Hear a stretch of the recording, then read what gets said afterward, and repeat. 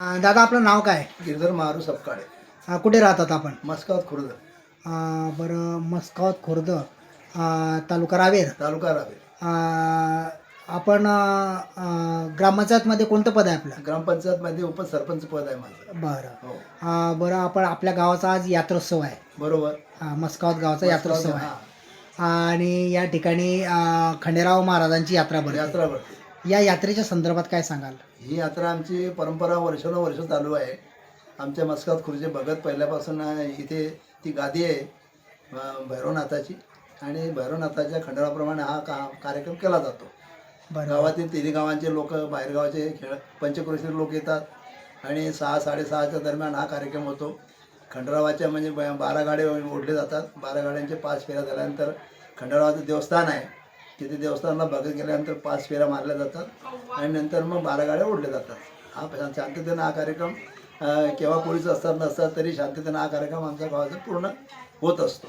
बरं मला सांगाल की आपण उपसरपंच आहात. हो, तर आजूबाजूच्या पंचक्रोशीतील लोक या ठिकाणी हो, येतात. पंचक्रोशीर लोक या कार्यक्रमाला सहभागी होतात. बरं तुम्हाला या देवाच्या संदर्भामध्ये हा. ज्याच्यामुळे हा यात्रोत्सव होतो, त्याच्या संदर्भात काय अनुभव काही आलेला हो, आहे? अनुभव म्हणजे जागृत देवस्थान आहे खंडोबाचं, आणि वंश परंपरा कोळी समाजाचे आपले रवींद्र कोळी म्हणून आहे, त्यांचा मुलगा हा पोलीस खात्यामध्ये असून त्याच्या अंगात हे दैवत आहे. तरी या कार्यक्रमाला उपस्थित राहून 12 गाड्याचा कार्यक्रम शांततेने पार पाडला जातो.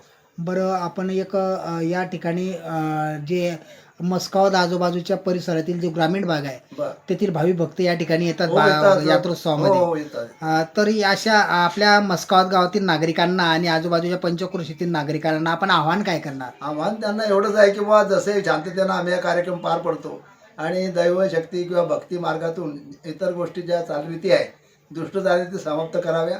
आणि खंडरावाचं एक आदरणीय असं पूज्यस्थान मंदिर असल्यामुळे इथे नतमस्तक होऊन आपला संकल्प जो असेल तुमचा वैवाहिक जीवनातील असो, आर्थिक असो, काय असेल, भगवंता समाचार्यांनी हा विनंती करून किंवा असं ठेवला तर ते कार्यसिद्धीत फळ प्राप्त होतं, असा आमचा अनुभव आहे या यात्रेचा किंवा या खंडराव महाराजचा.